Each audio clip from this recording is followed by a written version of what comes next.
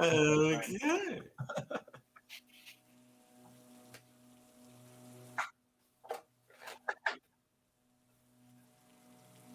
Uh-oh. Hey, perfect timing for you to have technical issues. I'll be right back. Testing. It's There we Hardy's go. shirt. There it works. Where it's Hardy's shirt. There we go.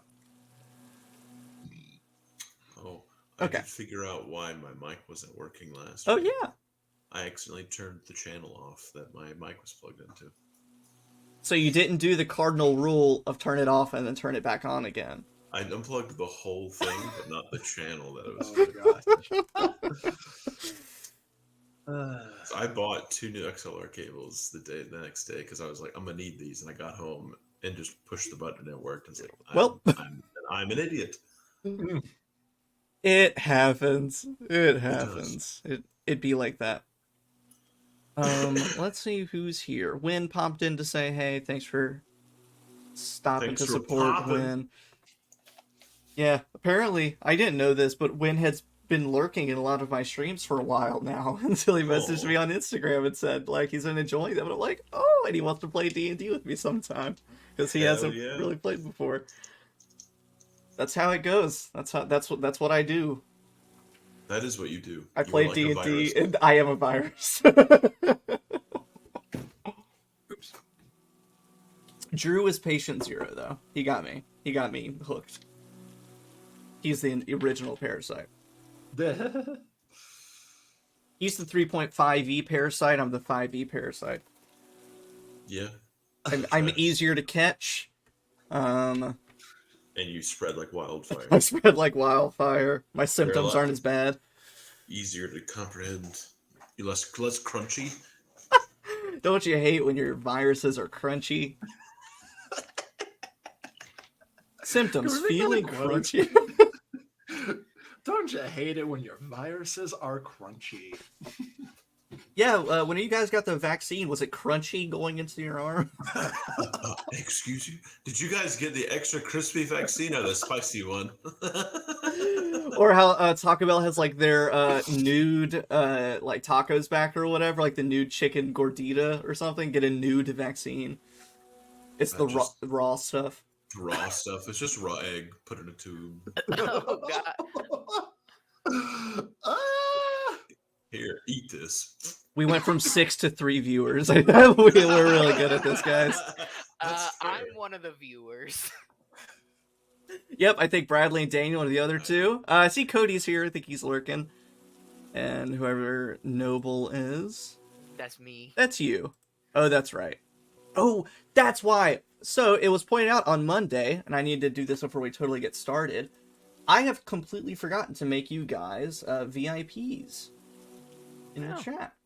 Oh. I totally forgot it was a thing because the only benefit is that you get to post links. That's it. That's the only benefit. So I can put links to anything? Never mind. I take it back. I have a meme for the Discord, though. I've been waiting for this week. Let's see. Well, that means when I end the episode by posting a picture of Stormalong from Marvelous Misadventures of Flapjack, everyone in chat can enjoy it too. That's true. That was a good one. It made me like deep dive into the Flapjack like Wikipedia page and stuff. I was like, I got real nostalgic for it, and like I was reading all sorts of reading all sorts of threads. It's been called out. What? Who got? Did Drew post? Is what Drew posted? Bradley. Oh god. How offended will y'all be if I have to not play? Not terribly. It's your health. Like, I mean, it's my health. I know, but like, I feel bad because we only play every other week. But like, I will also break the shit out of immersion if I have to go to the bathroom like every. We'll just say that Sludic is also. That's fair. Pooping his brains out. Sludic had one too many of the big brown drinks, and they just made their way through his belly. Oh God. He went to Shadows over Driftchapel Bojangles. Yeah, I think I gotta do it because if I stay up till midnight and feel like this, I'm gonna wake up tomorrow and actually be super duper sick because I got no sleep, That's totally and fair. then I'll have to cancel my makeup session, and I Yeah. have to have that done by the end of the month, or I get in trouble. That's So, okay. It's all I'm good, sorry, bud. guys. I did not That's expect to get okay. sick. As I said in the Discord, I'm beyond excited Yeah. about this. I really need me some D&D. And Now everybody's more like, than hey, ever. man, you need the toilet.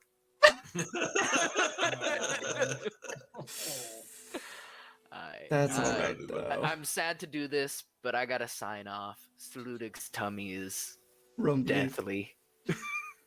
Alright, have a good night. You two, take care of yourself. Bye. Everyone, wish you the best of luck. I'm going to get our videos somewhat set up accordingly. Oh, Bradley didn't move, But Daniel did. but Daniel did. This Let's is see. an interesting new setup. Now it's no one, but everyone can still hear us. That's okay. Now we're a podcast. Hello, everyone, and welcome to our Dungeons and Dragons podcast. Jesus. Alright, I can't do it. It's too small. Everybody, you get to watch me do this. It's me. Hi. It's the DM doing things.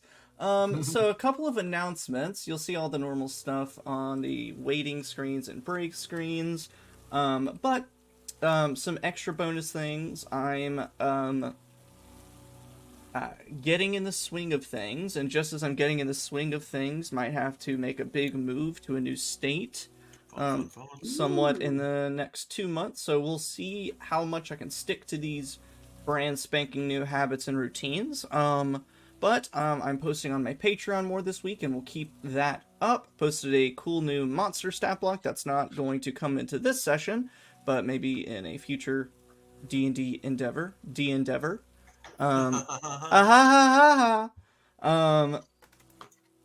Loads of fun stuff, and I hope to have another post tomorrow. Probably do a cool magical item, because I love making me some magical items.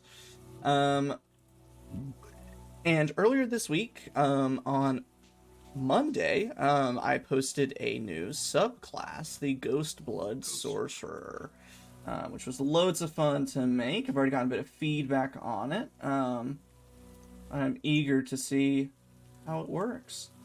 Essentially, you're a sorcerer who gets your powers from a ghost that haunts your bloodline. A ghost. A ghost! Alright, there You've we go. got ghosts in your blood. You better do cocaine about it.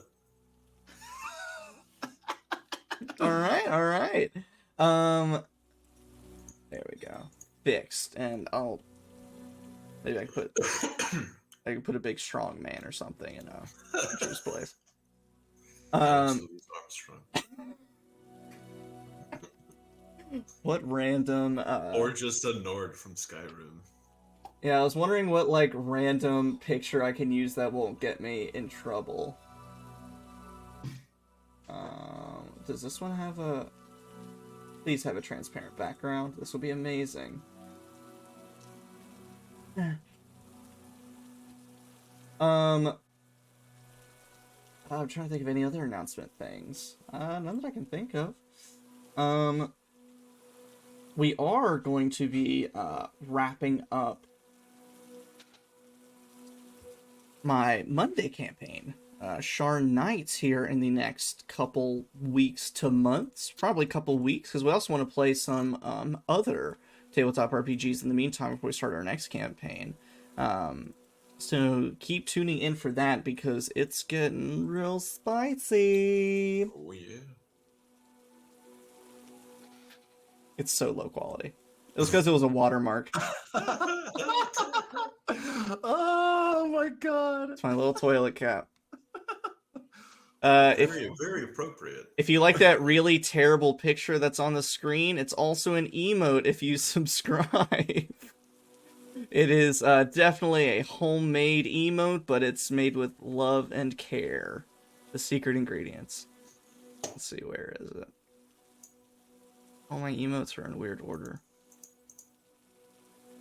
Where am I?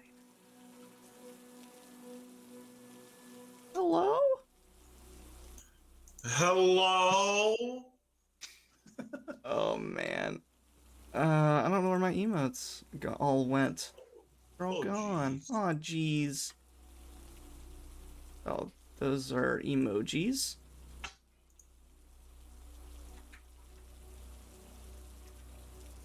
I think someone just put them in the chat. There they are.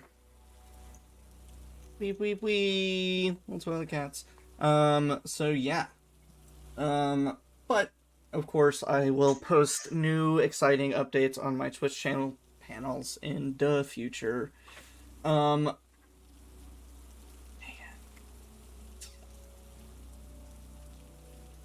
It'll be fine. Yeah. So, for the purposes of Slew Dig, effectively he'll fade into the background, but if there's, of course, you know, Amina, Kamin, and Dieter are not the strongest people on the planet. So if they need a job that's only suitable for Slew Dig to do, whether it's heavy lifting or far running or whatever else it might be, you can just essentially say the command phrase instead of, you know, hey Siri or hey Google, just hey Slew Dig, will you do this? That's actually what Siri is in Norway, I Slew believe. Dig, you named it Slew It's Ludwig. Slew Dig. Oh golly. I don't know, but Caden's strength is a 17. Really? Why? Yeah. It's a good question. He was a strong He was a sailor. He was He's a strong boy. sailor man. So, we'll do a quick recap. So that way we don't play too long without friend Drew. Time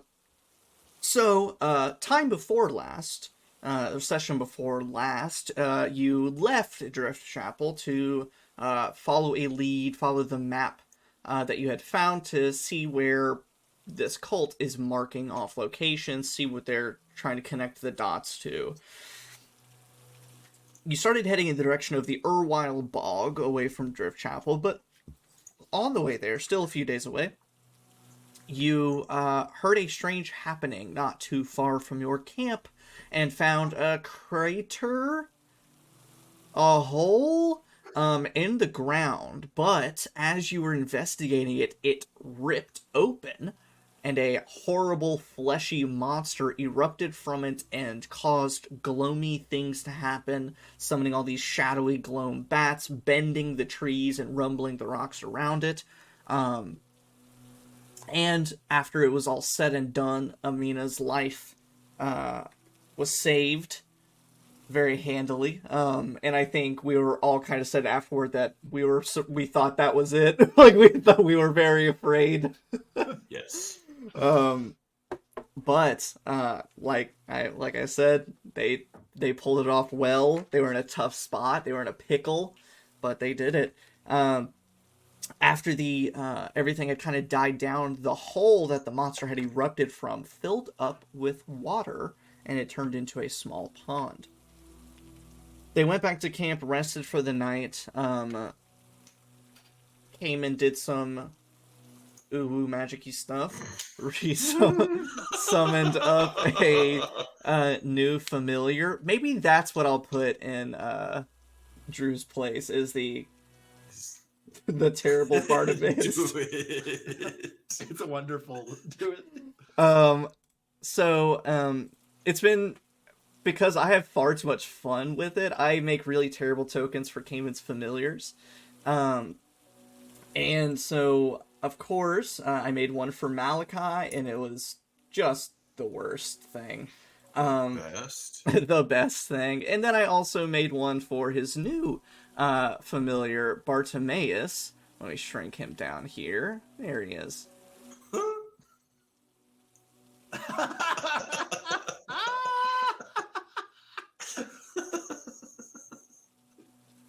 Let me just excellent. trim that. Get a nice, That's good size going. I like keeping his body still in the frame. It makes it look like he's posing for a picture or something. Feels like such a dweeb. Yes. Now, did you like MS Paint that, or did you find that? So if you can imagine it, the tentacle wasn't originally there. It's sort of just a blank, almost like salad fingers-esque, like, round, barren face. It's horrible. And so I just had to change the coloration of it to make it more fleshy, and I put on a tentacle. The original color was kind of a yellow, creamy color. Whoa, that's so much worse. I can see this thing asking me if I've ever drank Bailey's from a shoe. Wow, that is a throwback. He Bartimaeus looks like he'd eat Beerios. Yeah. So, oh man, I'm starting to break a sweat. Kamin dismissed Malachi for the time being, summoned up a new familiar. Amina left the camp for a little bit to tend to some personal matters, came back normal, her normal self, but then promptly got a very good night rest. The next morning, they set out to go back to the scene of the encounter because there was a sort of ruined, what seemed to be some kind of old building structure there, and they wanted to go double check, see what that was. They had Kamin and Dieter shared a moment of if they decide to go forward, Dieter doesn't think he can keep going forward. He's getting too old for this. And dying tends to do that to you. Yeah, it surely does. They are going to do a little bit of investigating, and we'll proceed from there. When they went back to the scene of the crime, it's a foggy morning here in the sort of marshy area between Driftchapel and the Urwild Bog. It's not raining necessarily, but it's definitely overcast, a little bit of drizzle, and that morning mist clinging to the ground. They got back to the scene of the encounter, and none of the Gloam bat remains were there. They faded off into the shadows of the world. And the creature that was fought, the only thing left behind was sort of a mushy portion of the ground, a kind of slimy substance, and one of those weird Gloam sea slug type creatures that Kamin now has a collection of. You have like two? I only have two. You didn't get the one. Did you get the one from Agnes? I thought you did. I did. You're right. So you have three because you got the one from the manor, from Agnes, and now this one.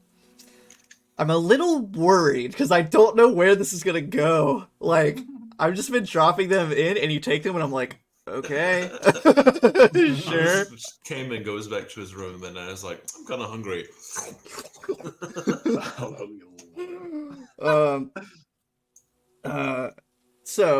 Collected of that little boy and went over to this ruined structure. It's a shell of a building, low crumbled walls, only a few of the corners remaining, but a doorway that is still standing with the holy symbol,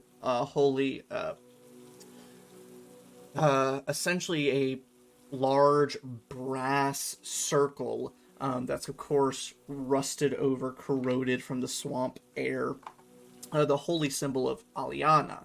And I don't recall if I have described what it looked like before. If I did, it was a million years ago, and who knows if any of us wrote it down.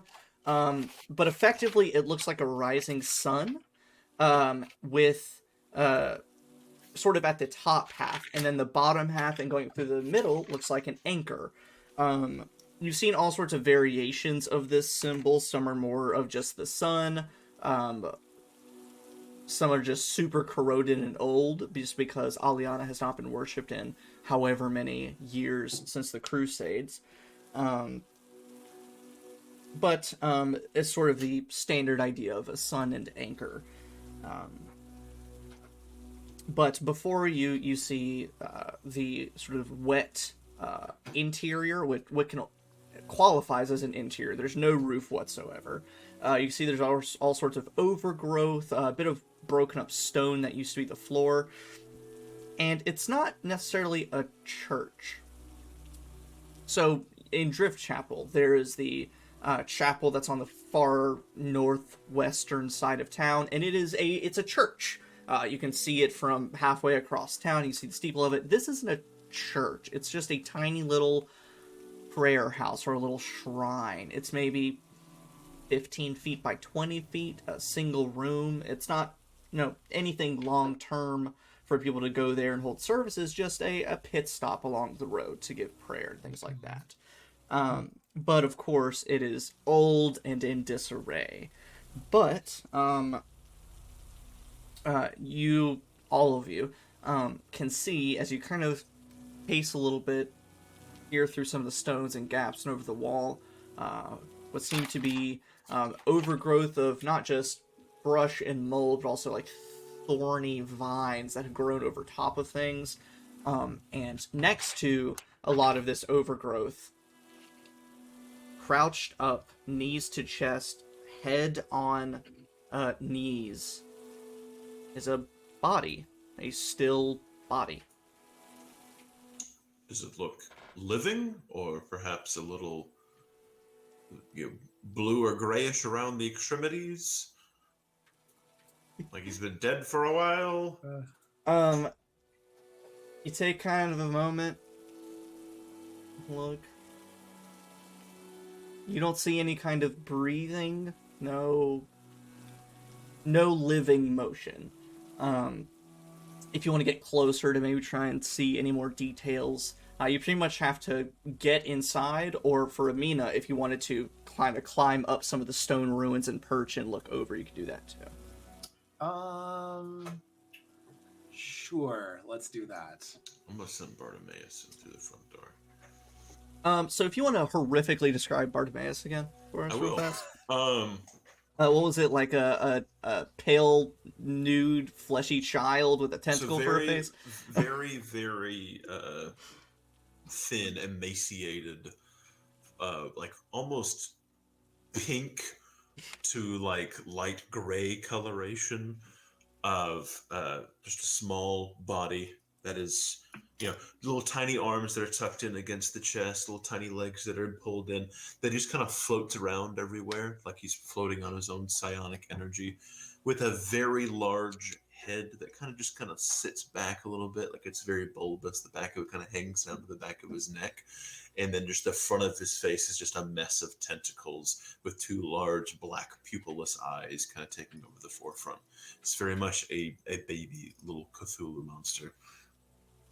Terrible. So you send him in. We'll say the two of you working together. I'll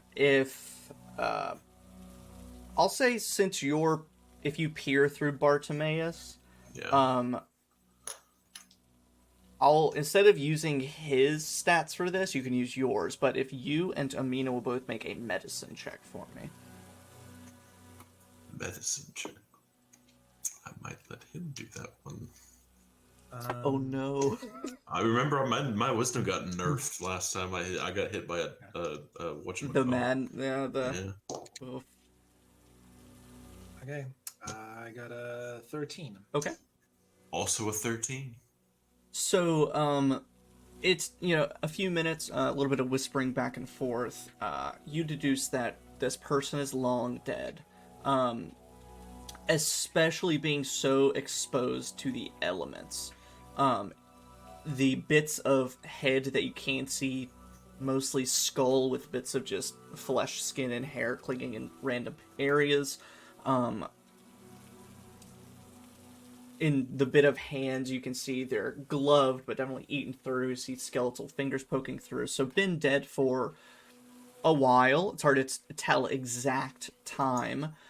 But what helps you tell exact time is this person is wearing Crusade-era robe. It's old, weathered, stained with all varieties of mud, blood, just general dirt and grime. But you can see the symbol of Aliana on the front of it, from what you can just barely make out as the top of a sun. And then nestled, as this person has their knees pulled up to their chest, head on their knees, nestled sort of in their lap with their arms kind of around it is a satchel that they were kind of hugging as was their final position. and Amina, Mhm. you notice that in the thorny overgrowth next to this individual, actually two things. Amina, as you perch up and look down into the this little prayer house, and as Bartimaeus peers in as well, there is somewhat of a stone altar directly on the opposite wall from the corpse of this poor man. There's nothing significant about it. It's just sort of a blank stone slab, bit of chiseling on it, and then a bronze plaque on the front that you can't read from until you get up and look at it because it's so weathered and corroded. So that, and in the thorny overgrowth next to this man, at sort of the back end of this prayer house, you see the shape and outline of another body that's just been completely taken over by the growth of the marshlands around you.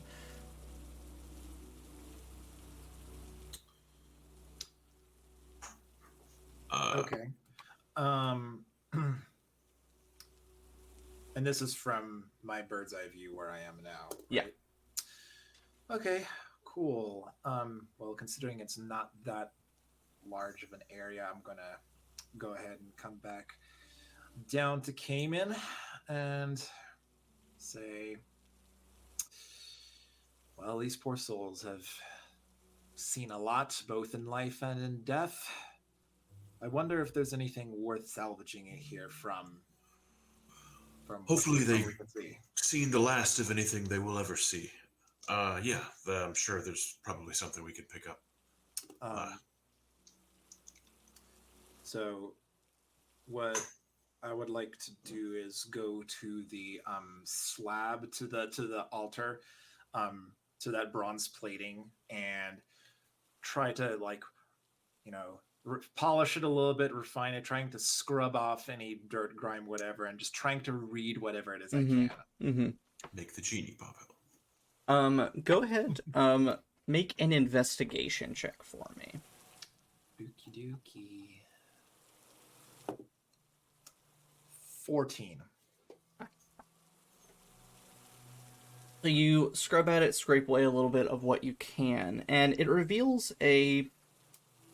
Not sure if it's prayer, scripture, words of wisdom, but clearly something religious for this prayer house. But you see the phrase, "When the moment comes that rivers run salty, a false sister shall bring forth the end of history and the dawn of a new evil."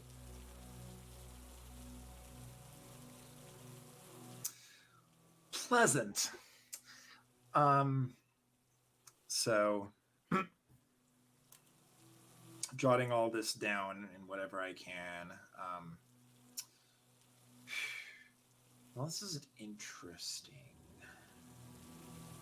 I have a hunch about what it means, but at this point, the world is up in such a confusing mess that it could be anything. So just sitting in front of it, scribbling down and thinking on the inscription for a little bit.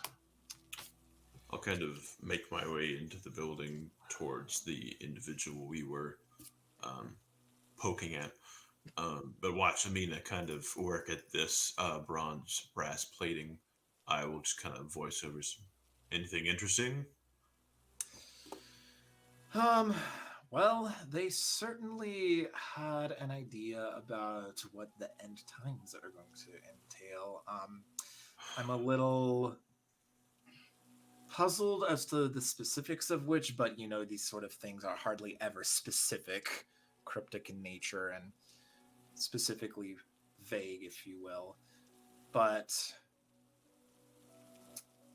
I think this will be good information to have, especially because and she shuffles around her stuff a little bit and pulls out the pendant of Aliana that we picked up from session 0. Yeah. Especially because clearly these cultists that have been running amok here have some sort of investment in this religion. Why this religion?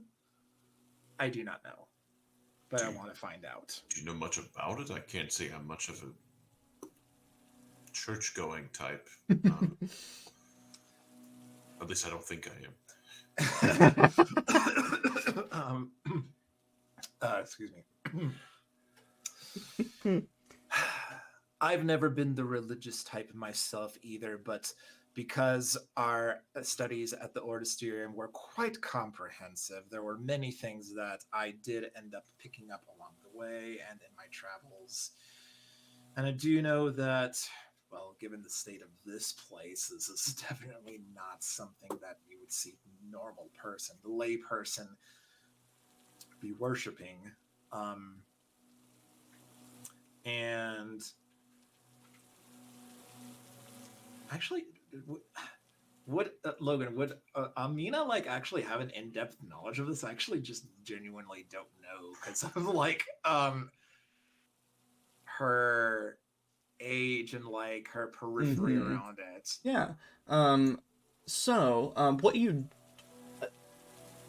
What is more common knowledge, we'll say, first off, or what most people generally understand to be the truth, is that the gods abandoned this world long ago. This world is forfeit. They betrayed us. We all have to fend for ourselves. And so there's not a whole lot of religious worship anymore, period.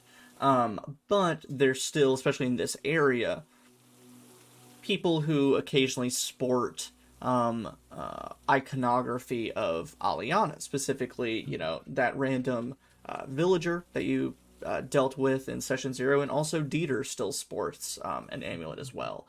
So you still have the stragglers or the holdouts, but if you would also, you can make a religion check for me.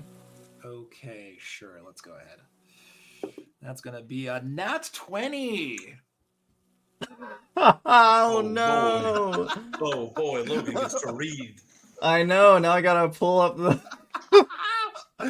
I gotta Control F Aliana and copy paste everything for Daniel. Well, now I'm really sweating, guys.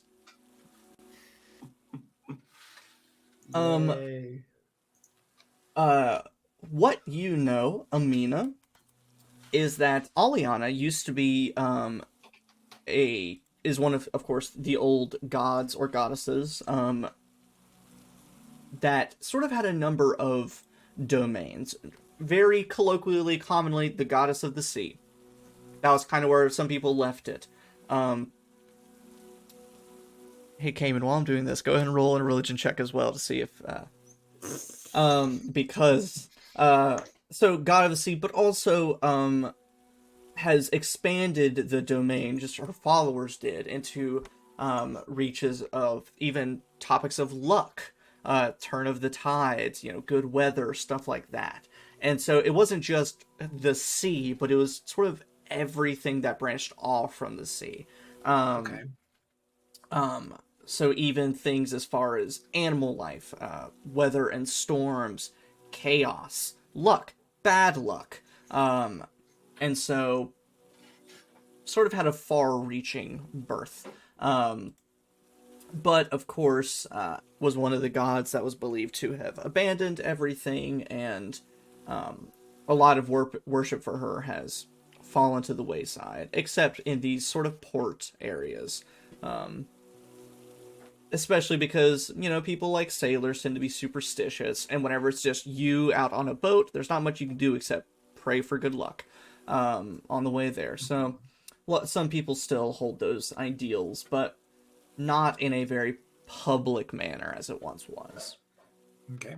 On a natural 20, and you're in, what's 20 plus your modifier? Which it should be sure. I don't have proficiency in religion. So then it's it would just be, intelligence, yeah. Yeah. So that's 20, what? That would be 23. So still on a 23. One of the speculations regarding some of the old gods. Not one in particular, but just general ideas. Is that they may have not abandoned the world. They may have been knocked off their proverbial thrones. There have been some scholars, or maybe even just superstitious or conspiracy theorists in the Ordisterium, who claim that, the reason, gods wouldn't just abandon everything. There had to have been a reason, and so they speculate that some great demon came and overthrew some of the gods, or some of the gods lost their power, and in a time of weakness, some other being took over, or some lesser gods swung in and took over when people weren't looking. And so, more academic views of it is that the gods didn't abandon everything, is that something happened. It just, no one knows what. It's all up to speculation. Gotcha. Very interesting. Okay. Got a 17 in my check. Somehow.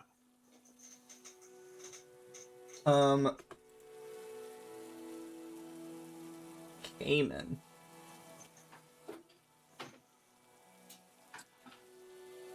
If you would,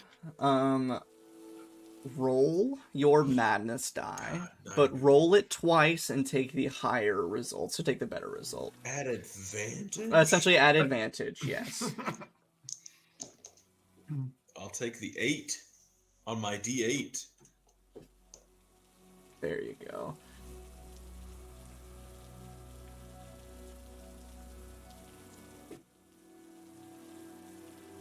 You recall, as you and Amina are talking about religion, you recall sort of an old proverb? Word of wisdom? Just a phrase that you recall, it stuck with you. And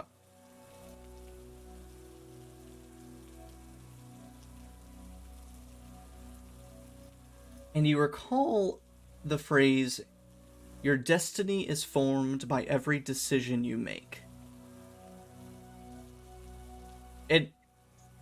It pops into your mind, and you kind of mumble it to yourself, and you start thinking a little bit, and you're like, well, I mean that's generic enough, but you sort of just get that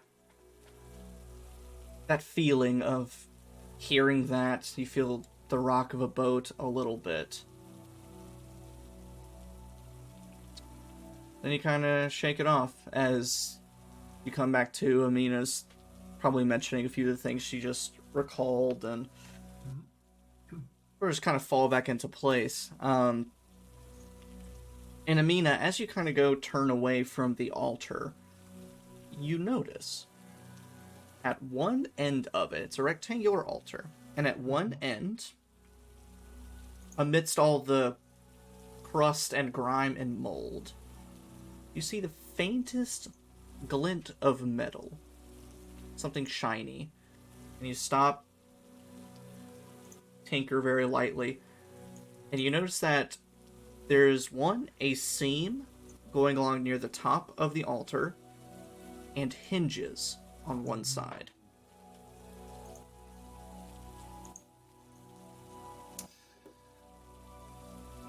Okay, oh golly, why is that not a cantrip?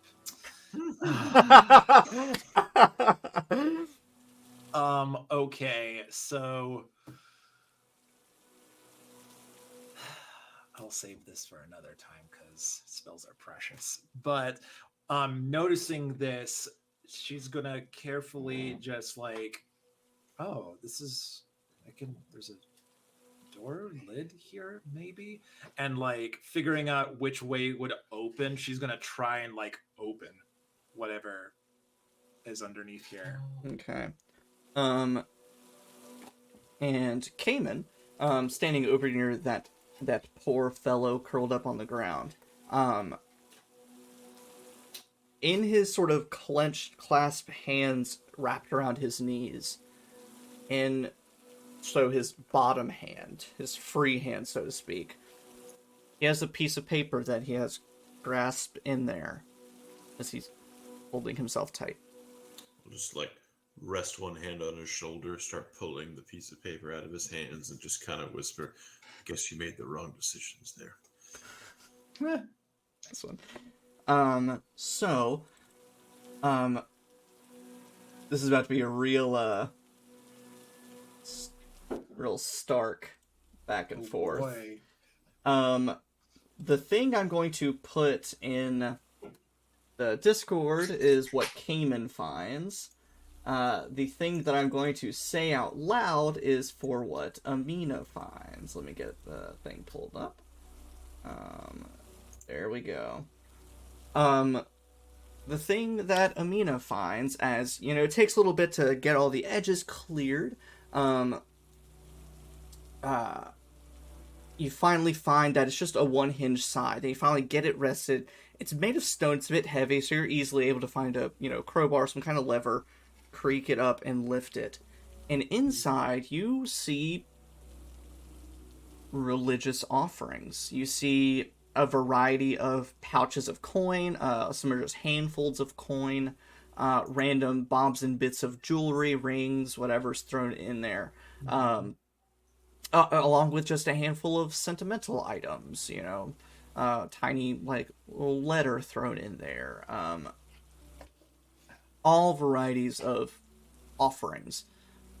But quite a lot of coin, quite a lot of gems that have been very well preserved in this stone storage for passerbys who have dropped in their offerings.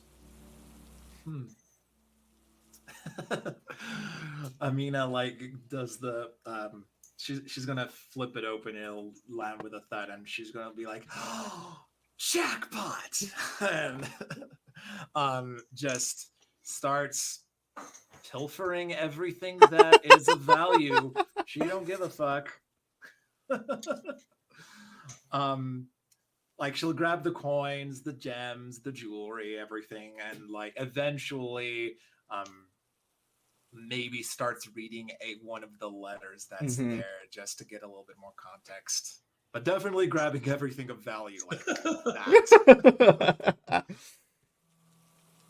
Okay. Yeah, I think obviously Kamin's gonna look over this note for a bit, but then probably get a little distracted by jackpot. You're like, hold on, what? And for now, just kind of fold it up, tuck it in its coat pocket, and turn over to see what Amina's doing. Is I'm sure she's pulling out handfuls of bags stuff. of gold, and I'm like, okay, good. At least I know we'll eat well this week. Yeah, and you all have a horse and cart, so you're not too worried about transporting stuff. You just have to get it back there. But all in all, and I will post this in the Discord as well, just behind that note.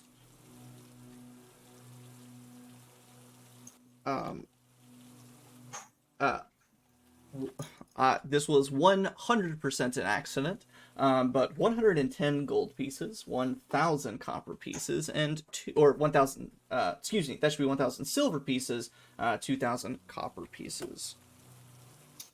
All right. Sweet. And additionally, a variety of mixed gems, simple jewelry, essentially, I'll just put 10 mixed gems worth 10 gold each. Nice. Interesting. Okay.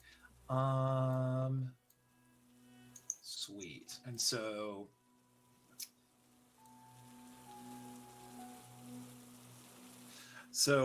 like this, I don't think this will happen like necessarily right now, but like we'll split that, I guess 50-50 or even if we want to, we can split it 3 ways for Sludig. When he joins us back again. Well, that's entirely up to you. You found the gold. I'm certainly not going to turn down any, but Um. Okay.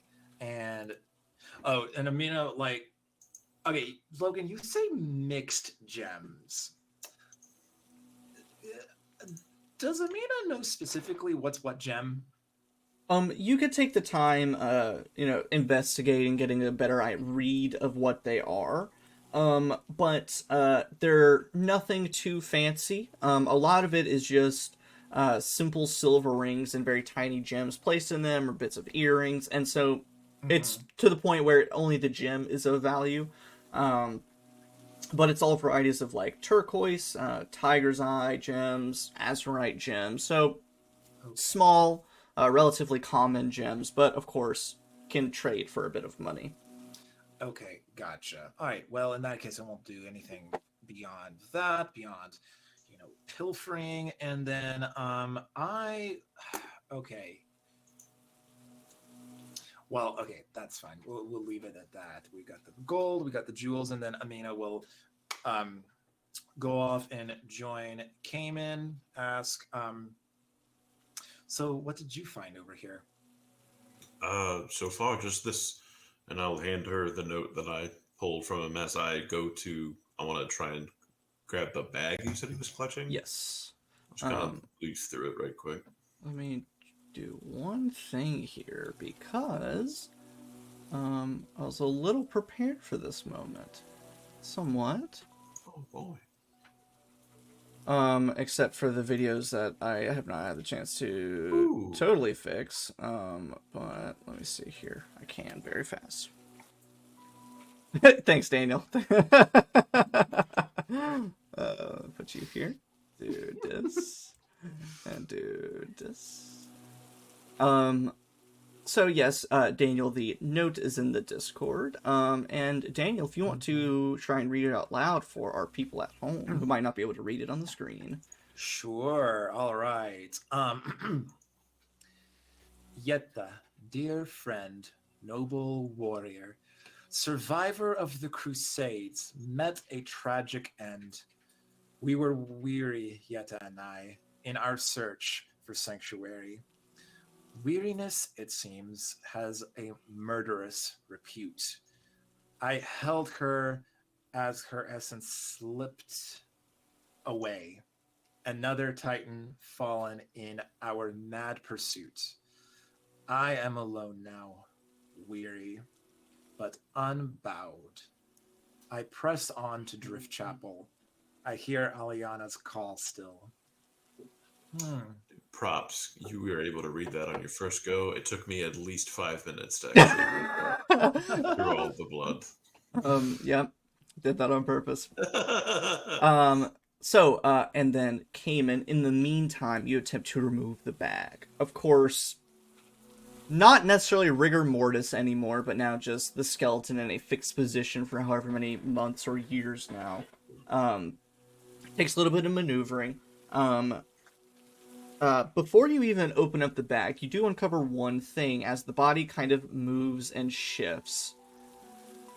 Amid the vines and ivy that are kind of overgrown in a curtain, something falls forward, lunges toward you as you move the bag away.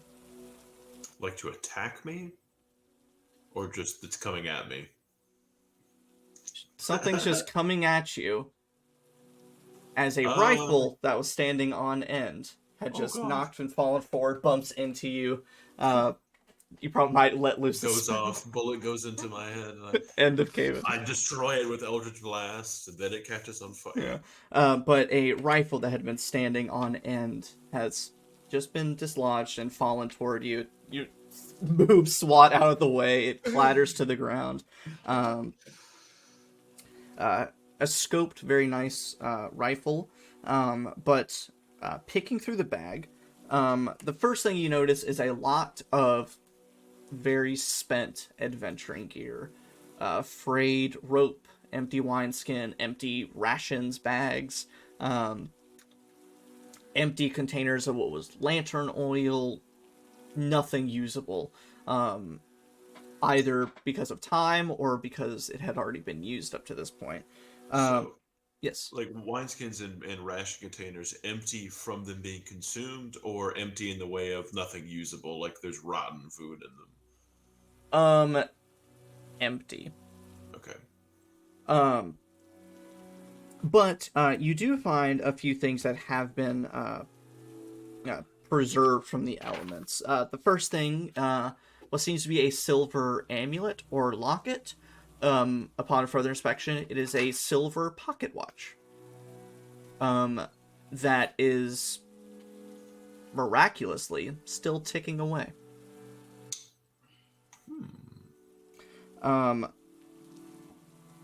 You find what seems to be a steel stoppered flask. Instead of glass, it is literally just a container of steel with a steel lid that latches closed on top.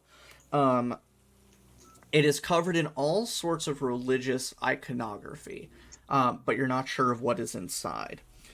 And then, finally, you find a box of ammunition that is still good, probably to that rifle, and then an empty coin purse, assuming to have been added into the offering.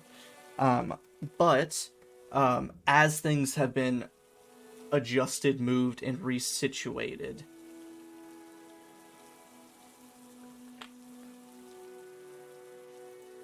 the manner that this guy was sitting there, very desperate, and as you move the bag and his arms kind of fall to the side, he was clutching his bag to him, but then he also has a journal of loose leaf paper that was pinned between him and the backpack as well. He was balled up very tight, but there is a journal of some sort as well. I'll like pick that up and hand it to Amina as well while I'm going through the bag, so that she has something to look through while I look through the bag and find the things that I find.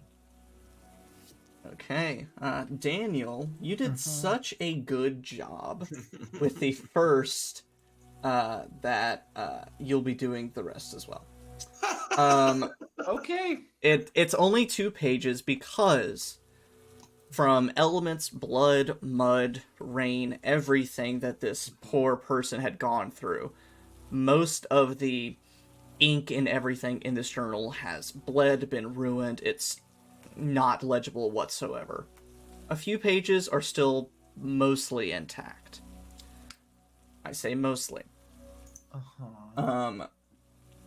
It is all loose leaf, and you look, and if they were dated, the date has long since faded, so you're not sure exactly what order they might go into, but they do all come from the same journal, it seems. It's the same paper.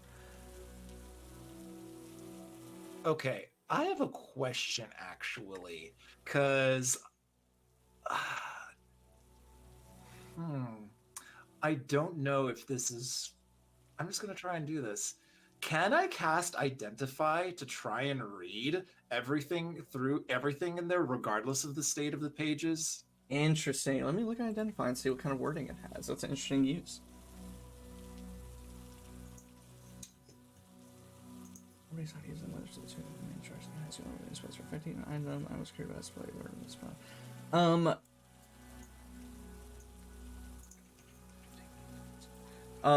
Identify won't necessarily help with that. Let me see if comprehend. Yeah, because it is essentially so far gone, you can't.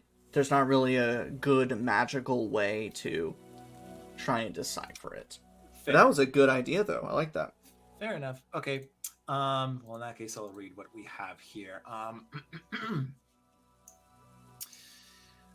In an instant, we found ourselves in a place of freezing darkness, a chill that froze us to our spirits.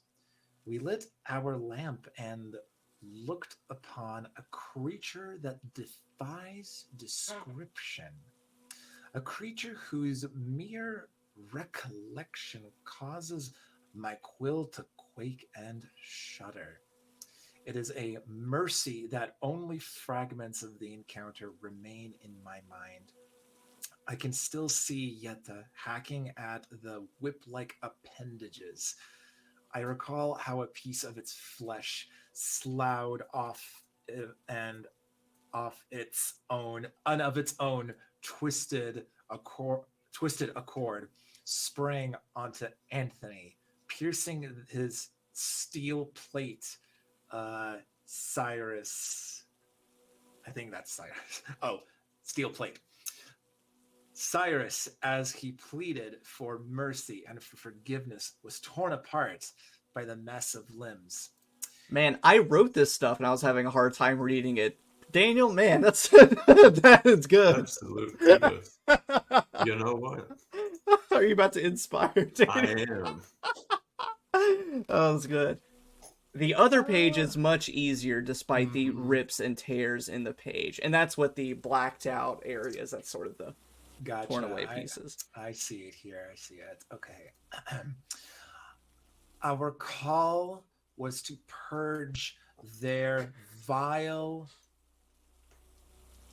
shrines. Dispersing the deep one. I'm going to guess that says one. And their human servants. We came across that word is cut off. Came across a blank. This was beyond the, and again, a word that's cut off here, machinations created by the fish men. It appears warped, gross, grown, and tainted into a dark icon of worship. It chatteled eyes, so many eyes that gleamed malevolence. Oh God. Yetta and I hesitated. Anthony dropped his blank, shrouding us all in something. It's a Mad Lib. You get to write the story yourself. Cyrus, Yetta, and I hesitated. Anthony dropped his lantern, shrouding us in darkness. Could very well be. Sounds like it. I did not expect that to throw you off so much. But besides all of that we've covered so far, the rifle on the ground, the corpse that is curled up against the wall, there's also the strange corpse-like figure that is completely covered by thorns and overgrowth on the ground. And you can proceed however you'd like.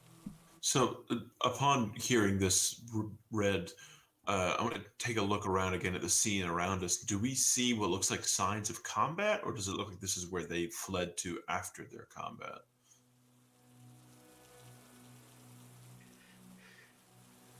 It looks like this is where they've fled to. Okay. Yeah, either because effectively there aren't signs of combat, which either means they fled here or it was so long ago that it's been overgrown and reclaimed by nature. Most notably, the poor bastard Anthony isn't here, and neither is either Cyrus or Yetta, so logic would say this isn't where it happened. But anyway, I'll pick up the rifle, because it is right here next to me, just to examine it for a bit, and probably just sling it over my shoulder if it's in decent enough shape. More or less, it'll still fire. It is a scoped rifle, so effectively, the normal rifle ranges of 60, 180 are ignored. So you can just shoot up to 180 with no consequence. Nice. But you do notice that there is a kind of old weathered engraving on the side that has the name Grace. Now, are you called Grace, or is that the name of the person who used to own you? The corpse looks up and says, well, actually... I'll look over to Bartimaeus and just ask him to float up and look around and make sure nobody else is coming in or no other movement is happening elsewhere in the ruins. Multiple thumbs up tentacle like goes up and floats up and goes about his business to see what he can find. And Dieter has been standing on watch. You peek out and he's taking his own rifle and it's just like poking at the slimy residue on the ground. He's keeping his distance, but he's trying to look over at the little pond of water to see if there's anything, but he's kind of just keeping an eye out himself. I'll also take a moment, uncork that flask to see what's inside. If there's does I shake it around? Does it sound like there's anything inside? There's liquid inside. I will open it up and take a whiff. Make just a straight intelligence check. An alcoholic check. An alcoholic check.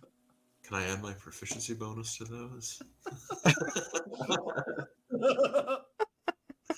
That's a natural one. For 2. I will say, even on a natural one with a 2, it smells like water. But it strikes you as odd, because it smells like clean, purified water, not gross, fishy salt water, or boiled, like, purified, like it's clean water. Based on the iconography that's on the side of it, the fact that it is just water, Kamin may piece together that this is possibly a bottle of holy water. Quite possibly. I drink it all now. I'm a god now. I'm curious to see how that would react to Kamin. Would it melt through me like acid, or would I be fine? Who knows? We'll find out. Cool beans. But yes, so what is next for your lot? If you want, we can take a break. You can have time to think over, read through that stuff again.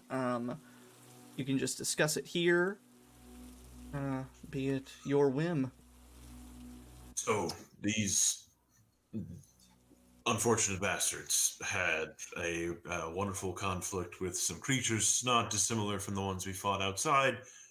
Not here, but somewhere. They took refuge here and just died here.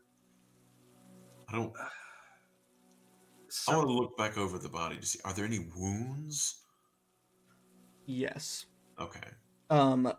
Several, all sort, like, what, from you can tell, what remains of any kind of flesh. There are rips, tears through the robes, blood stains at the same mark, so definitely plenty of wounds, yeah. So they could only run so far before whatever it was caught up to. And from, I meant to say this more specifically, one of the, amidst the expense adventuring things, you did find, essentially a burnt out healer's kit, bloody gauze that had already been used, a sewing kit that was completely empty, like, it was all used up. Yeah.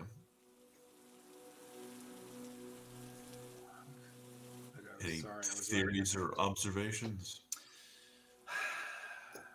Well, we both very clearly know that if indeed they were fighting the same creature that we did fight, oh man, did they have such a torturous encounter. I still consider ourselves incredibly lucky that we even survived that with all that was going on. I have a hunch that perhaps they were not killed immediately. I have a hunch that something about the wounds that it inflicts on them are beyond the scope of something that is just a mere flesh wound. Like a toxin or something. Something like that. Yes. It would make sense. I mean, think I was actually struck by the creature, but surely Sludig was. Did anything? I mean, Sludig, how are you feeling? His stomach is very upset today. Maybe there is something toxic about it. You're supposed to grip the tree and squat down and lean back. That is a Bradley Mitchell quote. Pooping in the woods enthusiast, not an expert. I'll have you know, I still say that where I'm saying I'm more of an enthusiast to just about anything.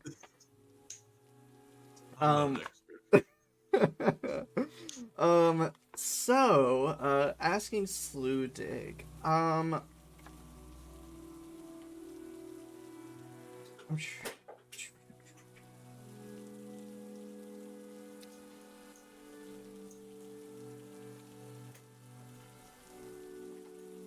The effects of this creature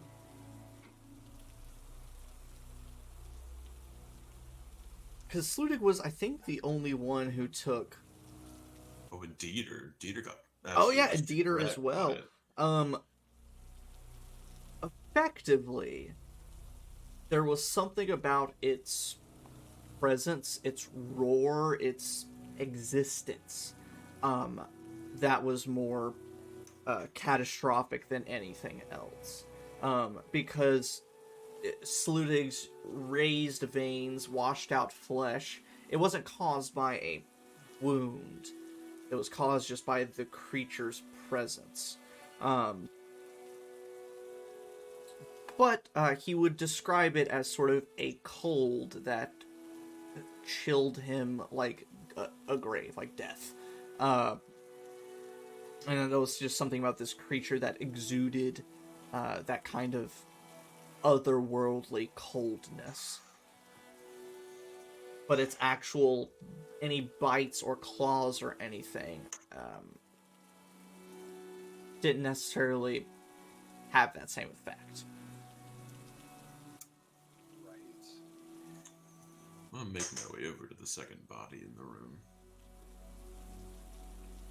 Is it like held to the wall by vines? Not held to the wall, but it's definitely covered up like a blanket by thorny vines and overgrowth.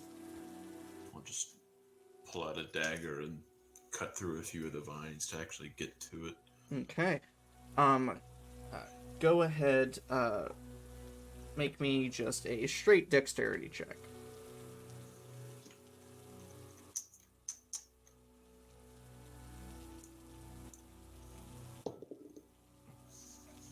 Uh, 19. Nice. Yeah. Suffering no pinpricks from thorns. You get enough of the vines for you to see the body on the other side. Similar levels of decomposition. Wearing somewhat similar garb, but they're kind of covering their body. They're on their stomach, and covering the majority of their body is a some kind of cloak or robe of some sort that has survived the elements as well. But body seems smaller in stature, well armored, but until you start moving it around and stuff, that's about all you get. Does the cloak look like eerily untouched by nature?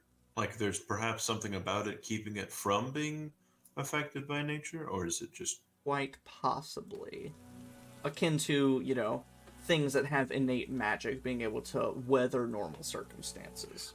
I'll bundle that up as well as the silver pocket watch and hand those to Amina and ask, can't say that I'm personally one gifted in the ways of figuring out what exactly these magical baubles might do. I don't know if that's something in your wheelhouse. Let's see what I can do. And let's see. What would be the better spell to use here? I'll go ahead and say, Daniel, Identify is good for this kind of thing in sort of a pinch, but if you take some downtime, while you're riding somewhere in your horse and cart, if you just take some time, you can take an hour to analyze one item without having to expend spell slots or things. I am gonna do that. Can rogues ritual cast, or can arcane tricksters I don't ritual believe cast? so. Okay, I didn't think so either, but I wasn't positive. So yeah, that's something you can kind of do whenever you have a longer moment. But as a sort of practicing, well-researched mage, they both seem to have some magic to them. And you see that the person beneath the cloak, sort of feminine build, well-armored in a somewhat rusted chain shirt, holy symbol draped onto it. Again, you see a couple broken bones, several blood stains ripped through chain shirt, all the telltale signs of wounds. But, of course, you're just kind of looking at the backside of it.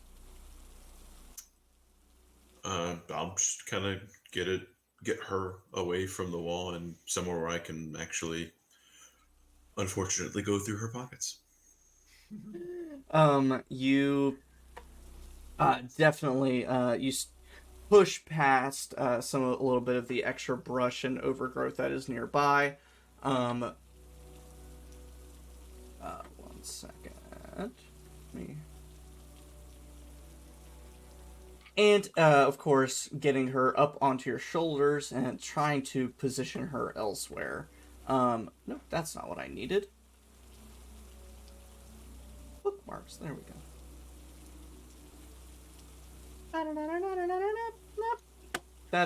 Nope, that's still not it. It'd help if I remembered the name of the campaign. Shadows over Charmed Nights.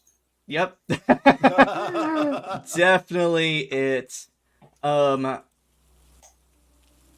that is a crossover waiting to happen.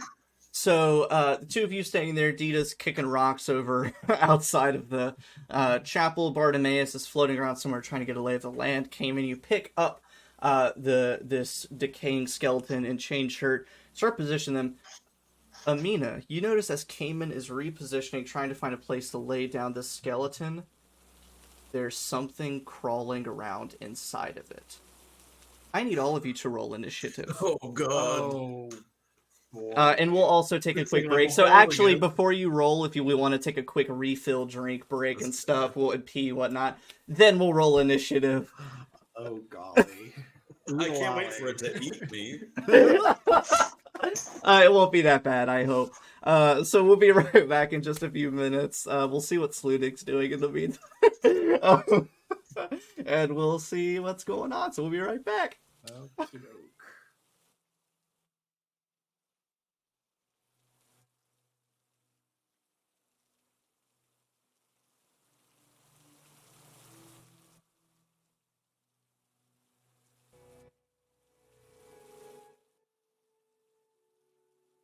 Thing.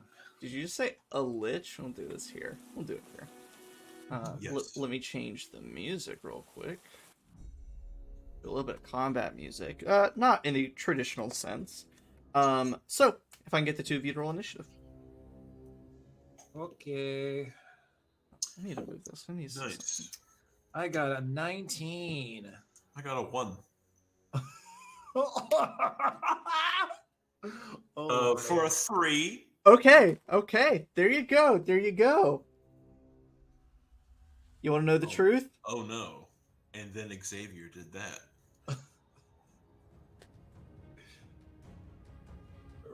Oh boy. Am I not going last? You're not going last, actually. Which is beautiful. Except Wynn did inspire me earlier. You gonna use inspiration on an initiative check?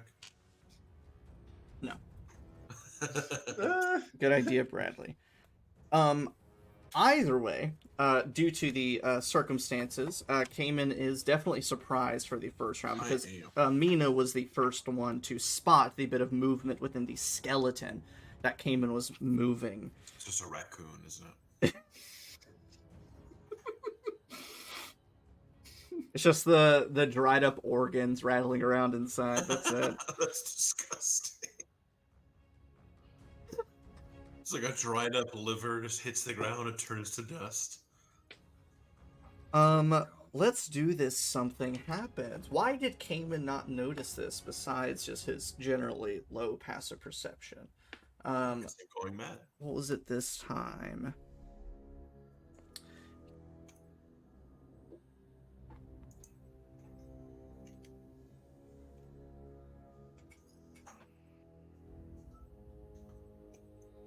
Kamin. That's me. As you are skirting across, carrying this skeleton in your arms, shuffling, trying to find a good place to lay it down away from all the spiky overgrowth, you notice that amid the broken stone floor, there's a small puddle of water that's formed from the previous night's rain and the moisture in the air. And you look out and see just what seems to be like sort of your vague silhouette reflection in this puddle of water. But as you glance down, you sort of focus in on it. It's your reflection. It's wearing your coat. It's your attire. You can even see your hair. But the face is gaunt. The eyes sunken in to the point where your face just looks like a skeletal face with just your skin clinging to the bone. If I can get you to make a madness roll for me. God. 5. You're okay. But Amina, as Kamin is, I imagine like you're sort of standing in front of Kamin. He's turned to you. He's holding the skeleton kind of in front of you. You see this, and he's looking down into a puddle, and you can see movement inside the skull and bits of rib cage that you can see. But you're not exactly sure what it is. Actually, let me rephrase. You're not sure what it is. But after a moment passes, Kamin having his arms sort of wrapped around parts of the skeleton, you notice these sort of white, black-headed, maggot grub-looking creatures start to emerge from the ribcage and crawl up Kamin's arm while he's not looking. Oh boy. Okay.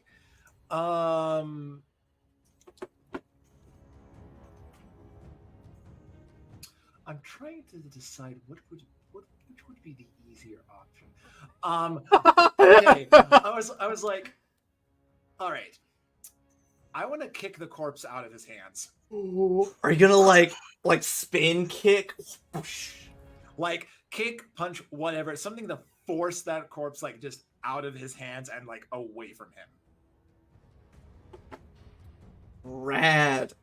Go ahead. I'll let you do dexterity for this because that's rad. Okay. Just make a straight dexterity check. Okie dokie. That is going to be a point of inspiration I'm going to use. Never say the result. Okay, that will be a little better. That's a 11.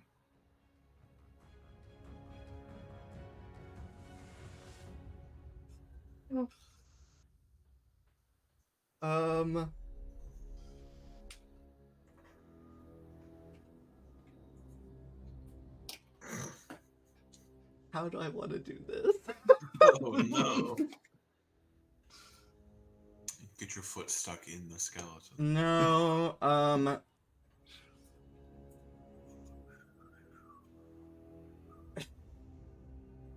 Kamin. That's me. Yeah, this is real mean. I gotta do it. Hit me with it. You are staring at your own skeletal reflection and you're fighting it. You're like, that's not right. You know in your heart of hearts that that's not right.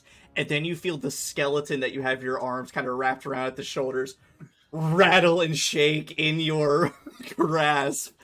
Make another sanity roll for me. Oh boy. Oh no. Logan said you're going insane. 6. You're okay. Amina, you crack away. The skull cracks and falls off, but the armored chain shirt that the skeleton still wears took the brunt of your kick. And so you rattled it, knocked the skull off, but it's still firmly in Kamin's grasp. Is there a bonus action or movement you want to do? Oh man, I sure hope there is. Cause that is something that I would.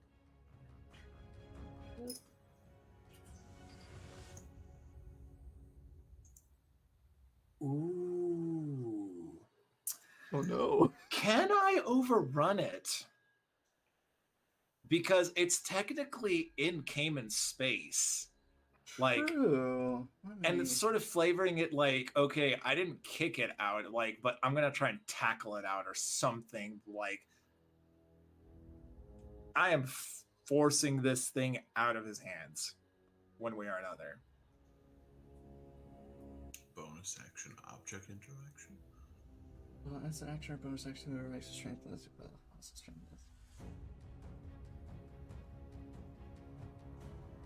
So yeah, here's what I will say.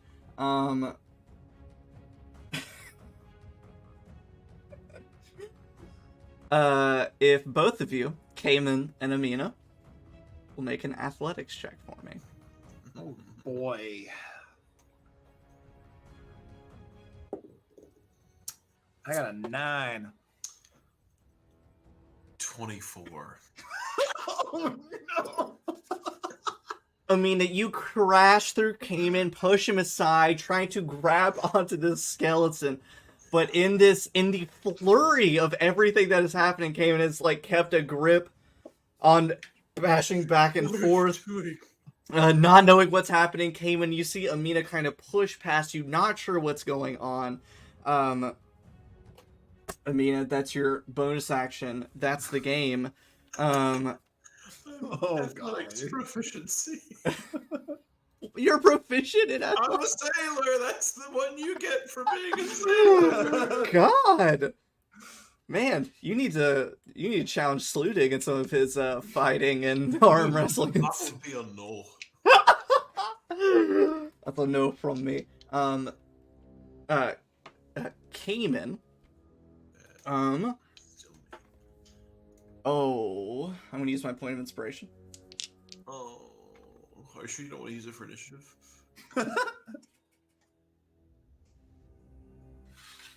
Kamin does a 9 hit. Actually, no. I rolled a 4 and a 9. So, you feel a tickle on the back of your hand, on your wrist, a little on your forearm, and then you notice, grabbing the skeleton, you see this large maggot-like creature crawl across your hand, and then it quickly dawns on you, oh no, and you can feel this sort of tickling sensation going all through your coat, across the back of your neck. Surprise is over, but that brings us back to the top as Kamin is realizing this and coming to his senses. Amina, you now see that there's a look in Kamin's eye. Oh fuck, oh fuck, oh fuck. Oh no. Okay, so he has effectively woken up from his trance, Yes, right? yes. Okay, good. I don't have to slap him. I want to do that. I kick the skeleton. All right, I push through him. All right, I punch him in the back of the head. I shank him in the back. Drop the skeleton. Okay. Great. So, all right. Okay, is it just the one big maggot, or are there any There others? are lots of them. that are are lots of effectively them. now they're on Kamin. They're sharing a space with him. Oh boy, that's gonna. Ooh. Mm. Okay. I gotta look up the wording for this spell because this will These end. burning hands. Right. Kamin, you glance at a tree nearby and see Sludig like holding himself up. I'm sorry. Okay. This is going to affect Kamin, but it won't. But it's not gonna do damage. I hope. What does that mean? I What's want to the- cast sleep. Oh yeah, I'll be fine. Oh shit. Okay, Daniel Buchan. That is a good fucking spell for this moment.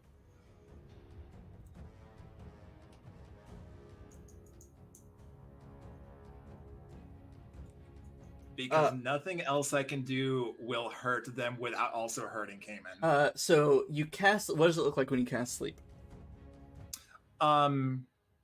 So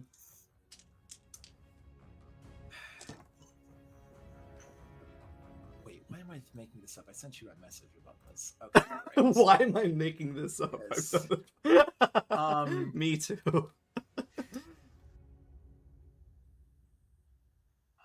In the Okay, meantime, so it's basically going to look like, to the outside person, it will look like she's muttering a lullaby, but like a really focused lullaby that's like in like that general direction and focusing on that area.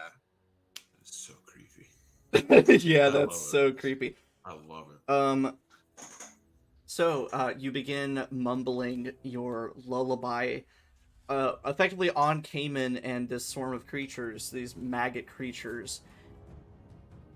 And because they're a swarm of creatures, they are immune to being charmed, which makes them immune to the sleep spell.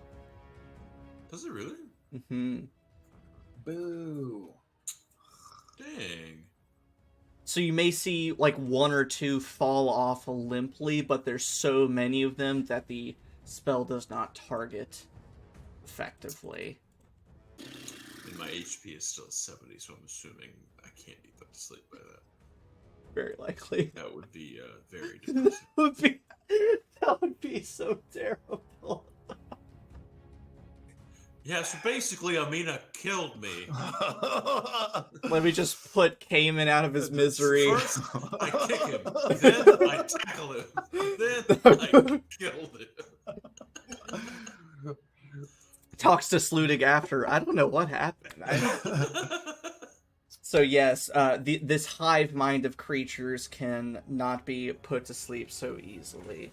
Okay. Well, That was. I thought you had me. I thought you did it. dang. That fine print. Anything you want to try and do as your bonus action? You want to try to overrun again?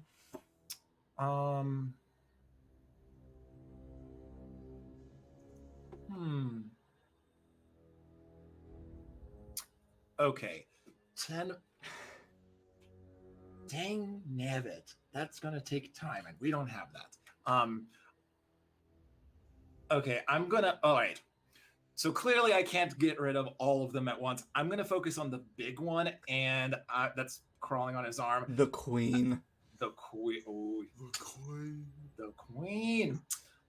I'm gonna take my dagger and try and just stab it, like straight, like in its giant maggoty body. Okay, go ahead.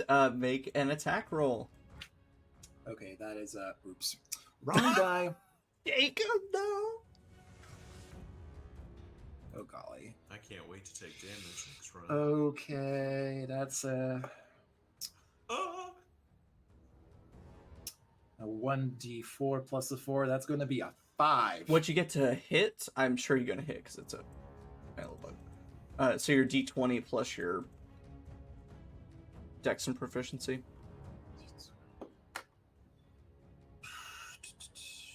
That's going to be a It's gonna be another 11. That's still gonna hit. You're totally fine. It's a bug. And you said 5 points of damage? Yep. Rad. You stab that one, and another one takes its place. Like a hydra, you stab it and 2 more grow out of its horrible body. Oh boy. Okay. So now that brings us to Kamin. You now realize you are being swarmed by these grub maggot creatures. Skeleton in your grasp. How close is Amina to me? We'll assume 5 feet. Cool. In that case. Am I next to a wall, or am I like in the middle of the room? We'll say middle of the room, but it's such a small building that you can kind of be wherever you'd like. I'll allow that. Cool. I'm gonna back up like towards a wall, drop the skeleton, noticing these things on my body. I am just going to, in a moment of panic, just grab myself in the chest, and you see Kamin's body poof, turn into a cloud of mist as I cast a gaseous form on myself. Nice. So all the grubs pluck through my misty body, and I'm just gonna fucking fly up into the air. Abso-freaking-lutely. So yeah, Amina, you stabbed out, saw the maggot get replaced with another. You look, and then you blink and open your eyes again. Kamin is gone. The mist around you floats up into the air, and all the bugs just fall down to the ground and start squirming, climbing on top of each other. And Kamin, you float away. As a bonus action, I will get Bartimaeus to float down in there and attack away. He's going to make a sting attack. A sting attack? Sting attack. For a 20 to hit. Definitely. Cool. First things first, take 5 points of piercing damage, and then I need them to make a Constitution saving throw against poison. You said 5? I did. Okay. And then what save? Con. Excuse me. Beautiful. Oh boy. That's a 4. That's a failure. Man, I rolled a 4 and a 9 and a 4. Luck's about to turn. Look out, Daniel. 3d6 poison damage. You take 11 points of poison damage. Okay. And then it's Bartimaeus' turn, because it's immediately after mine. He's going to make another sting attack. That is a 24 to hit. Definitely. That one is 6 points of piercing damage. I need a con saving throw. That's a 9. Still fails. He takes 10 points of poison damage. It's just like tentacles flare out as Bartimaeus flies down in there and just starts grabbing like a bunch of them and just like ripping them apart with his hands, just trying to destroy them. Boy, howdy does he. By the time Bartimaeus, this weird, fleshy, tentacle creature, finishes grabbing, squishing, probably even eating a few of them, Probably eating like, throwing them out everywhere, clawing at them. By the time, Amina, you get ready, they're all just mush on the ground. If you recall that one scene from Charlie and the Chocolate Factory, whenever the Oompa Loompas and their natural, very racist African flashback where they mushed a bunch of bugs in a bowl, that's kind of what it looks like. We're just a bunch of... Wow. That was a deep cut, right? That was so specific. It's because I wrote a paper on that movie in college, so it's very firmly affixed up here. I get that. But it's like that. It's just green ooze, bits of white and black flesh. Specifically, to give you a more accurate depiction, I will post in the Art Refs channel the token for these horrible, terrible creatures. Sexy. Sexy. Nope. But by the time the Bartimaeus's fury is over with, they are all smushed and gone, and Kamin, you're a fog cloud up above the building. Yeah, and I cannot talk. My only ability is movement speed of 10 feet, and I'm like this for an hour. Or until I draw concentration. Amina, if you want to make a nature check for me, now that you're sort of seeing these creatures in a less hostile environment. Okay. Nature. 17. These are not a pretty type of insect. They feast and reproduce and thrive in corpses. Their ability to burrow and eat things is nearly unrivaled, to the point where if an unlucky person gets bitten by them, they have mere moments before these grubs burrow to their heart, and they eventually die. Picked the right spell. Sure did. Yeah, sure did. I don't see any more of them. We've got rid of basically all of them, yeah? Yes, you don't see any more movement. You don't see any more bodies around here. You take a closer look at the first body you investigate. There's nothing there, so feel pretty safe for now.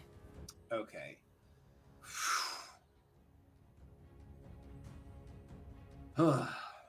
That was a close call. Would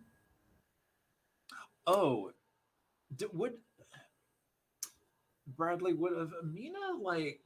and Kamin have exchanged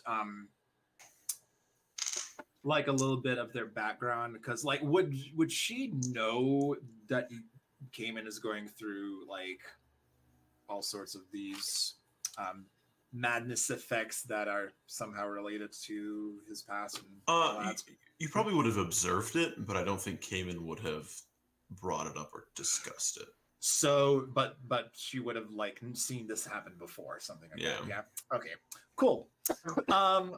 That look in his eye, that kind of thing. Okay. So, after surveying everything, seeing okay, we're okay. Amina just takes a moment and goes, "You better thank your lucky stars that I was here, Mr. Staring at his own reflection. I would love to know what's so interesting about that.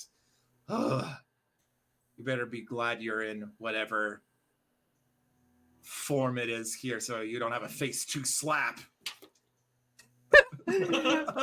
You float around like a cloud around her face, like.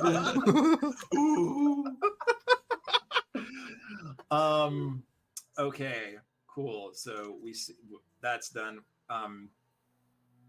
And we've explored all the bodies here. Yeah, there's only the 3. No, just 2. There's 2. There's 2. Bartimaeus finish his meal and then float up to the sky with me. Okay.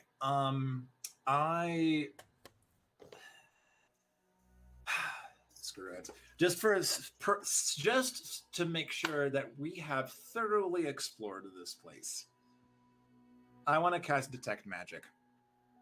Okay. So, the pocket watch and the cloak that were found are indeed magical.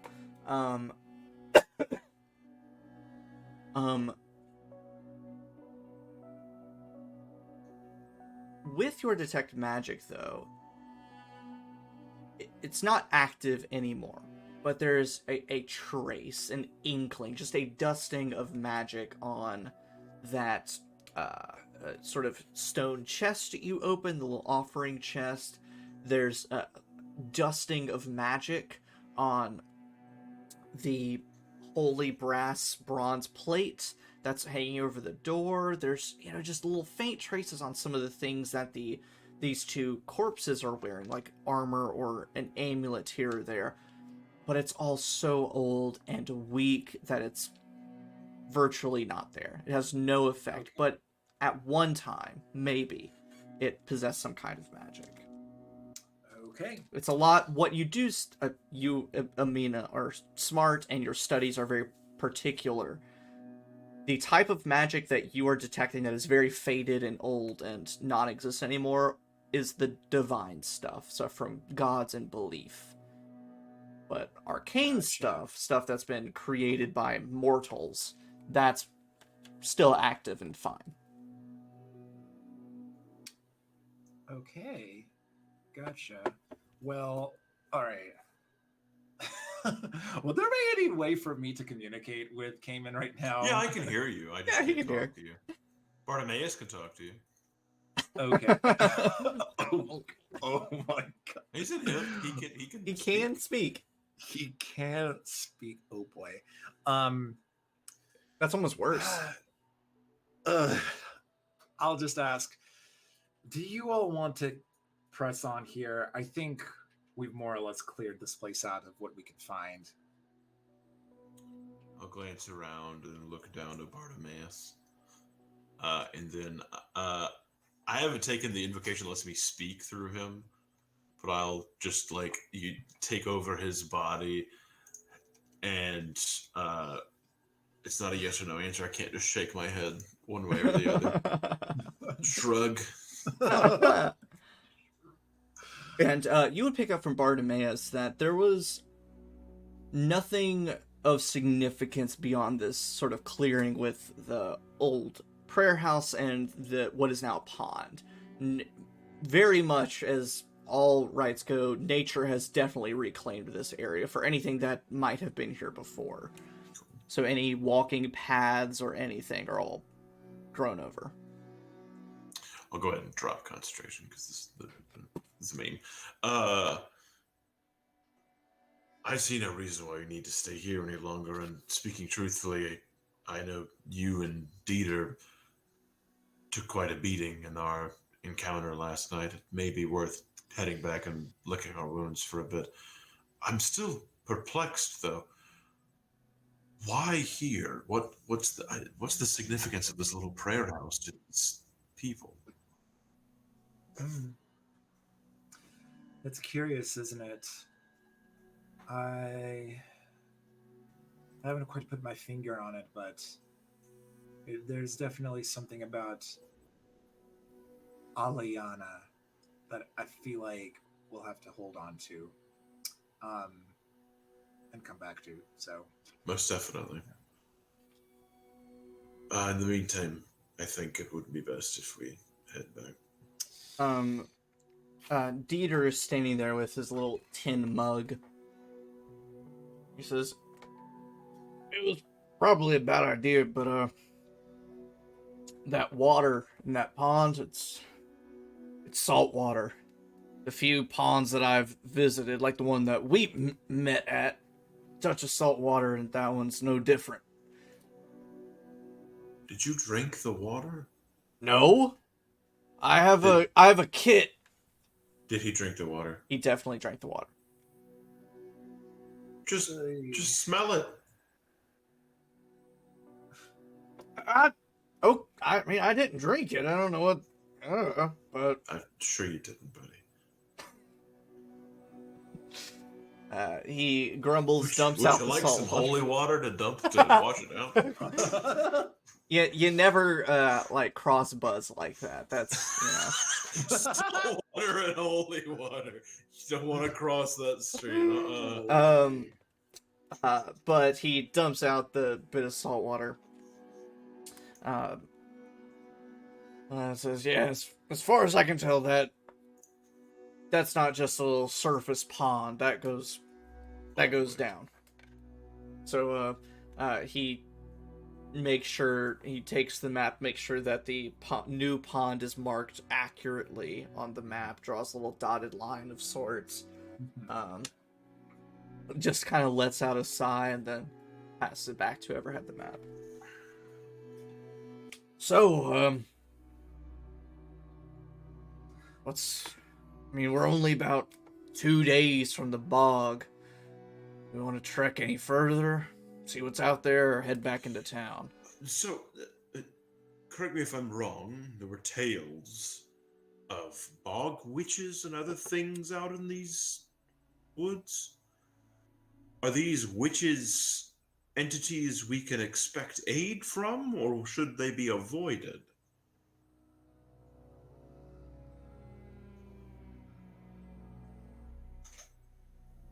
I've only heard kind of nasty things. What I suspect is during the Crusades, these wayward witches got shunted out to the swamps, and they kind of drove them a little crazy. Most people have bad interactions with them, trying to make weird, foul trades or things of that nature. I've not really been out that far, so maybe. Sometimes, though, it's not often. One of them will wander into town, but that's usually doesn't go over too well. So people have seen them before. Supposedly. So they exist. Yeah. Okay. Well, I mean, it's a gamble either way. Do we want to gamble that these bog witches aren't going to be trouble? Or do we want to take the time to go back home and recuperate? I suspect that if we play our cards correctly, perhaps they may actually assist us. Because so far as we know, they do not have any connection with the cultists or Katu or anything else that has been actively Trying to kill us. And Salutig would support this as well as what Dieter says. Dieter says that, like, rumor has it that, let me rephrase, most of the time you hear about the bog witches, you also hear about the Gloam. But you don't hear about the bog witches in Katu. So it's a little... there's rumors saying, like, some people who are, kind of for arcane magic and people having free use of magic, that the bog witches fight the Gloam and fight Katu. Other people say they're using the Gloam to fight Katu. Other people saying they worship the Gloam and use it as their source of... There's kind of a whole lot of mixed rumors, but it's sort of this basis of bog witches and Gloam together in some capacity, but bog witches and Katu aren't really heard about, so it's a little fuzzy. But Sludig would have a similar experience or knowledge that bog witches plus Gloam, but not bog witches plus Katu. I've personally have found that talking to people who are neither your friend nor your enemy, it's a lot easier to make friends with them when you have something to offer them. Very true. Very true. And fortunately for us, we just so happened to pick some things up that we could use as leverage, showing them the mixed gems. It's possible. I don't know how interested in material wealth they'd be, but who doesn't like a few shiny things?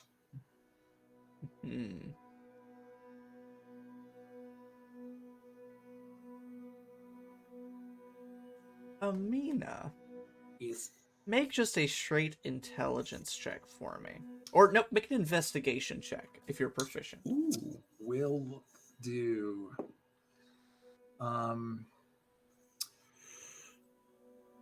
That's another 11. Jeez. Oh, man. I'm also proficient in investigation. This is an Amina specific feeling. thing, yeah.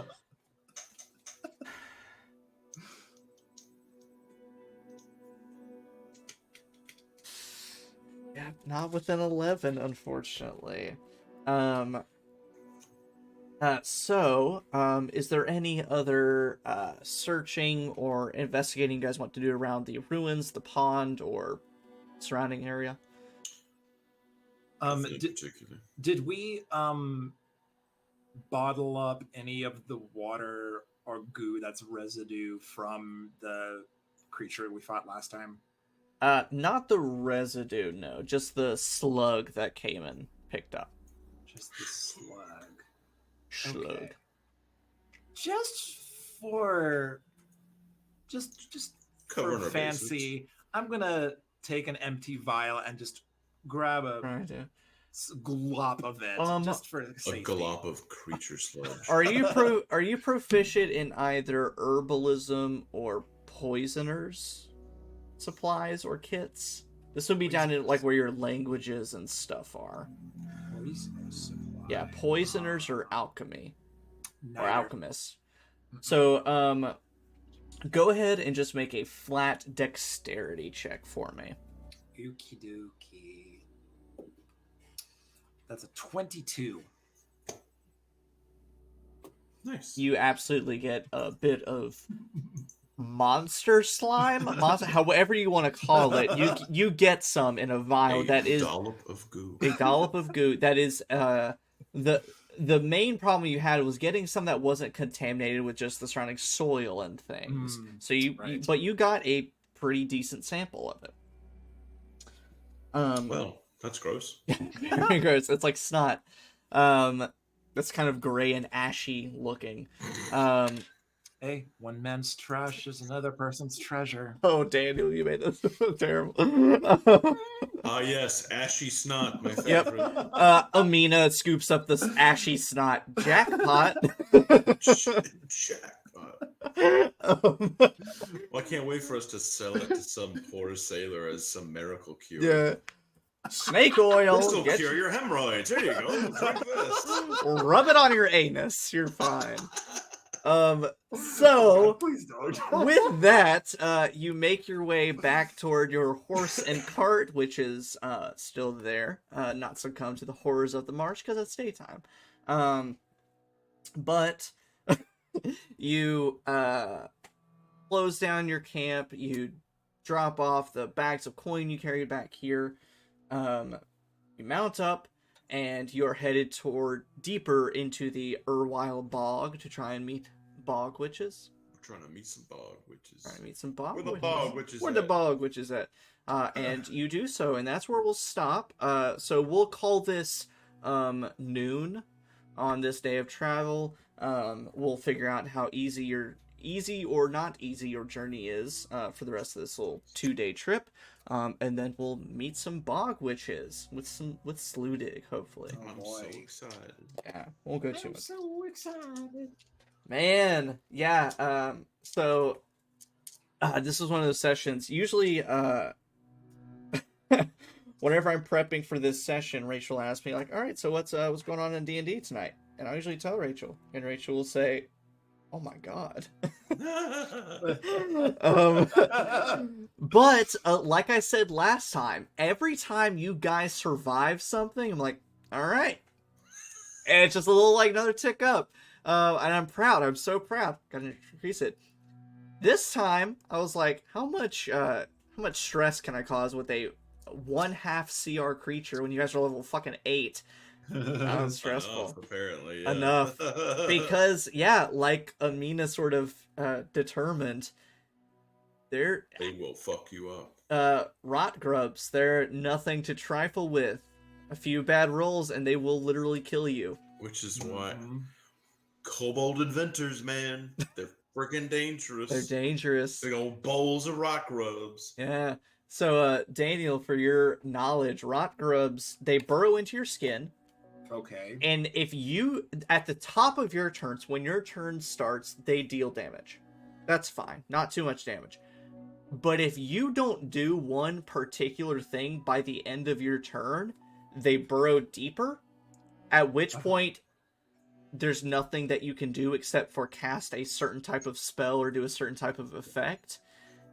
And they deal damage every single turn, and you can't hardly do anything about it. And if you drop to 0 hit points, they burrow into your heart and you die. Oh, pleasant. So it's one of those things that, like, by itself in a one-off circumstance, it's usually not a problem. But that one time the rolls go bad, it's gone. It's done for. So we'll see what's in store for you elsewhere in this bog. More rock grubs. Just yeah, you see a pool of water ahead of you. It's actually all rot grubs. Oh, It's like a ball pit of rot grubs. Another Gloam creature, but they're all rot grubs. All rot grubs. oh my goodness. Oops, Oh, man. all rot Oops, grubs. all rot grubs. Yeah, they're a nasty little thing, but rad. And because you will have plenty of time to dissect those items, I will send those to you at the start of the next session, so you can kind of do with those what you will. I have to toilet cat terribly, so I won't make this too long. Shard Nights this Monday as normal.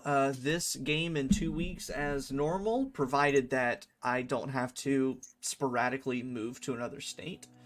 We'll see what happens. Check my Twitch channel panels for updates on that kind of thing. Follow me on my Patreon for some cool stuff. I did a cool, similar but very different swarm creature and tiny fey creature yesterday. And I'll hopefully be doing a cool magical item tomorrow. Yeah, and so I'm hoping to get on a decent schedule of magical items, monsters, stuff like that, encounters like once or 3 times a week, and do a subclass once a month, and kind of have just a big whole loads of content that will also hopefully be seen on my D&D streams, because it's lots of fun. Yeah. Except I make a lot of broken things sometimes, so we'll see what I can throw in here. Cool warlock invocations and shit. Probably broken, but loads of fun. Hey, they're cool. And with that, we will be back here in 2 weeks. Bradley, how's the weather in Driftchapel? Outside of Driftchapel, we're still not back. Apparently very misty. Alrighty, you heard it here first, folks. So we will see you in 2 weeks. Good night, everybody. Bye-bye. Mwah.